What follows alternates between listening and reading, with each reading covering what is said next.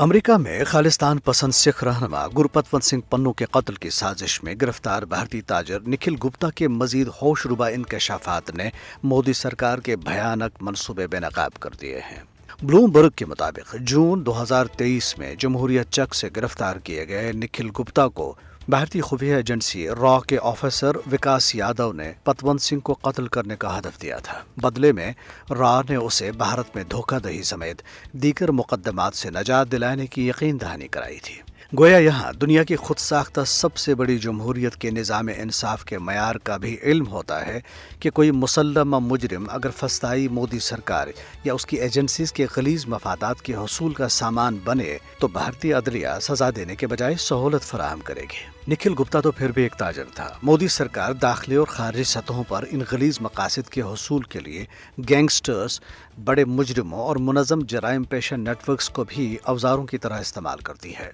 मशहूर ज़माना भारतीय मुजरिम और गैंगस्टर लॉरेंस बिश्नोई की मिसाल सामने है, जिसकी सरपरस्ती खुद वज़ीर दाखिला अमित शाह करते हैं और भारतीय मीडिया के मुताबिक जेल में भी वो बादशाह बना हुआ है। कनाडा की रॉयल माउंटेड पुलिस या RCMP की तहकीकात ने साबित किया है कि भारतीय हुकाम ने कनाडा में सिख अलहदगी पसंदों को निशाना बनाने के लिए लॉरेंस बिश्नोई गैंग का इस्तेमाल किया। वाशिंगटन पोस्ट और दी गार्डियन के मुताबिक मुरासलात और टेक्स्ट मैसेजेस की जांच के बाद कनाडा और अमेरिकी एजेंसियों को ऐसे शवाहिद मिले हैं जिनसे जाहिर होता है कि सिर्फ भारतीय सफारतकार और रॉ के अफसरान ही नहीं बल्कि अमित शाह भी इन नेटवर्क्स के साथ बराह रास्त राब्ते में थे। भारत ने मामले को दबाकर बचने की कोशिश की और महज एक अहलकार को बरतरफ करने पर इत्तफा किया। ब्लूमबर्ग के मुताबिक निखिल गुप्ता और विकास यादव का ताल्लुक 2023 में कनाडा में खालिस्तान के सरगर्म कारकुन हरदीप सिंह निज्जर के कत्ल से भी है। इस्तिगासा ने जो शवाहिद अदालत में जमा कराए हैं उनमें निखिल गुप्ता और विकास यादव के दरमियान सैकड़ों व्हाट्सएप मैसेजेस और ईमेल्स शामिल हैं, जिनमें अहदाफ, हथियारों की फराहमी और मनसूबाबंदी के अलावा ये भी मालूम हुआ